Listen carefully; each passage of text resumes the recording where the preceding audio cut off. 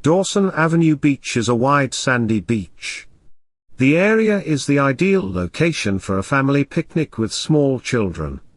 It adjoins Abbott Park on Ocean Avenue. West Haven, Connecticut is located on the coast of Long Island Sound.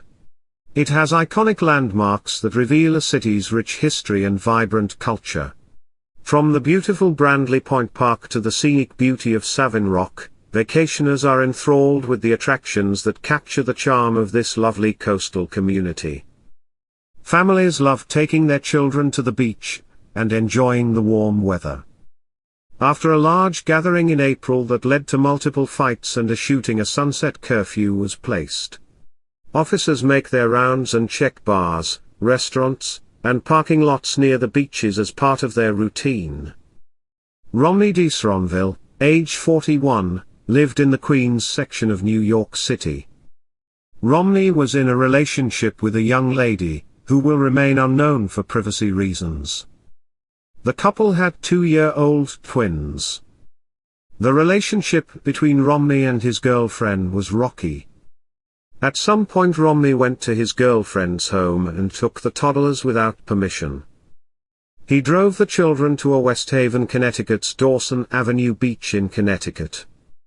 On June 22 in 2024, at 2:30 a.m. an officer was making his rounds when the city's bars and restaurants were closing.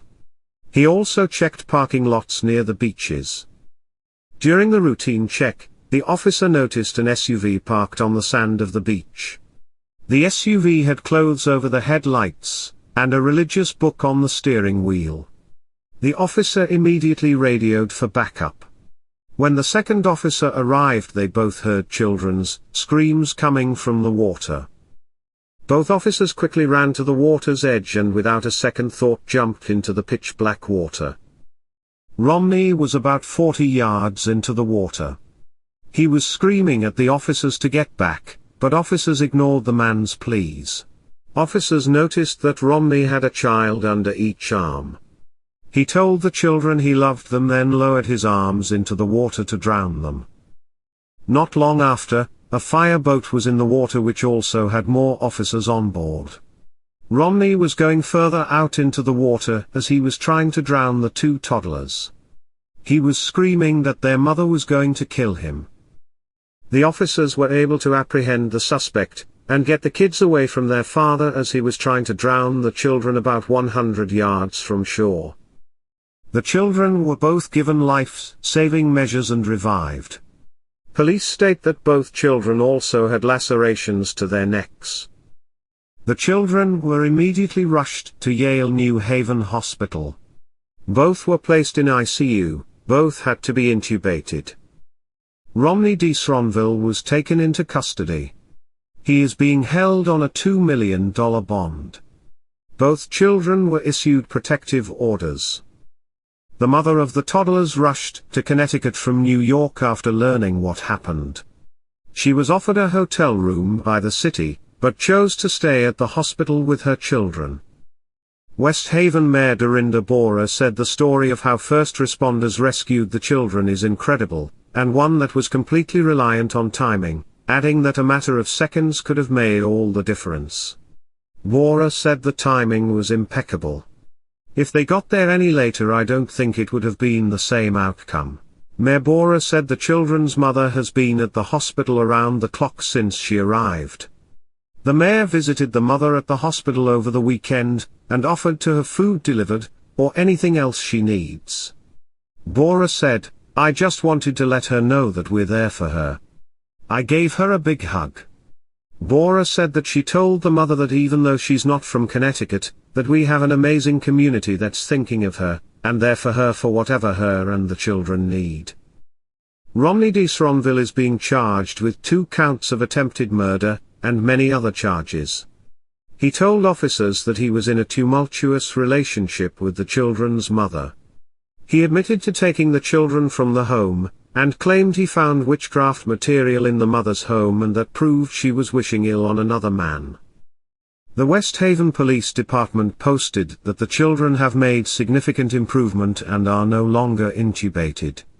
The post states that the children are still under the care of the medical staff but are progressing daily. The children's mother told police in an interview that she believes Romney has mental health problems. Romney Desronvil will undergo a mental health evaluation to determine his competency. He is due back in court on July 1st. In Connecticut, if at the time of the crime was committed, the defendant lacked the substantial capacity as a result of mental illness to understand the wrongfulness of his conduct, then mental illness or defect must be proven so by a preponderance of the evidence. Sufficient evidence must be provided by the defense for a reasonable finder of fact. A jury or judge of the defendant's peers will review the evidence and make a decision based on both sides presenting their case.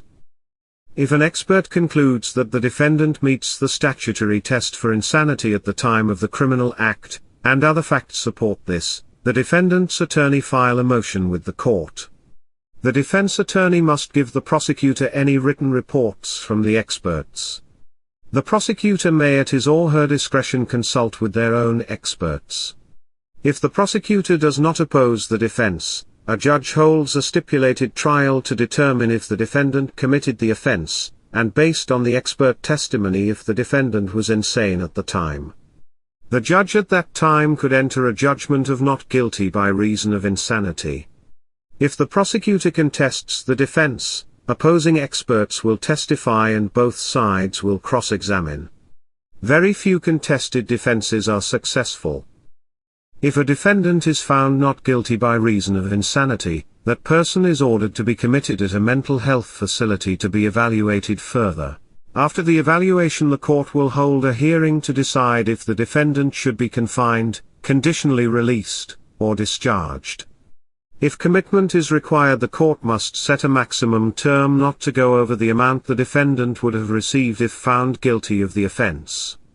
The law has strict requirements for regular hearings by the board to review and determine the status of the defendant and whether the person should be discharged or conditionally released. If found guilty, Romney Desronvil could spend the rest of his life behind bars.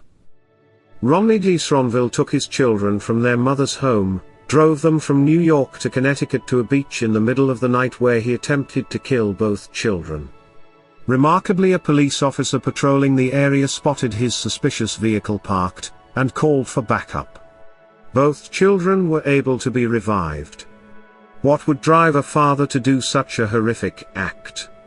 Do you think he was mentally ill? Or was he being revengeful toward the children's mother? Hopefully both children are given the love and support needed to make a full recovery both mentally and physically. If you or someone you know is depressed, please seek help. You are not alone.